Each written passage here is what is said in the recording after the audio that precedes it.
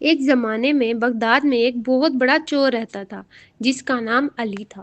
وہ اپنی چوریوں کی وجہ سے بہت مشہور تھا اور لوگ اس سے ڈرتے تھے۔ علی کی زندگی میں کوئی مقصد نہیں تھا، وہ بس چوری کر کے اپنی زندگی گزارتا تھا۔ ایک دن علی نے سنا کہ شہر کے ایک بڑے محل میں ایک پتھر کی شہزادی کی مجسمہ رکھی ہے جو کہ بہت قیمتی ہے۔ علی نے سوچا کہ یہ مجسمہ بہت قیمتی ہوگا، اس نے اسے چرانے کا فیصلہ کیا۔ رات کے وقت وہ محل میں داخل ہوا اور شہزادی کی مجسمے کے پاس پہنچا۔ جیسے ہی وہ مجسمہ اٹھانے لگا، وہ پتھر کی شہزادی واقعی زندہ ہو گئی۔ شہزادی نے علی سے کہا، کیا کام ہے تمہارا؟ کیوں میرے مجسمہ اٹھا رہے ہو؟ علی نے کہا، میں چور ہوں، میں اس مجسمے کو چرانا چاہتا ہوں۔ شہزادی نے کہا، میں تمہیں ایک شرط پر معاف کر سکتی ہوں، تم میرا ساتھ ایک کام کرو گے۔ اگر تم اس کام کو کامیابی سے کر لو گے تو میں تمہیں معاف کر دوں گی اور تمہیں اپنا خزانہ بھی دوں گی۔ علی نے کہا، کیا کام؟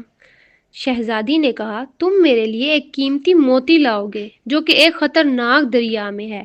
اس دریا میں بہت سے خطرناک جانور ہیں اور اسے پار کرنا بہت مشکل ہے۔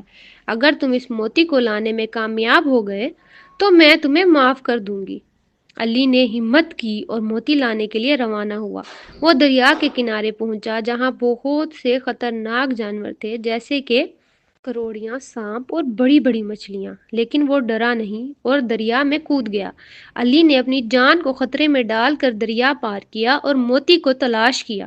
آخر کار وہ موتی کو پا گیا اور اسے لانے میں کامیاب ہوا۔ وہ موتی کو لا کر شہزادی کے پاس واپس آیا۔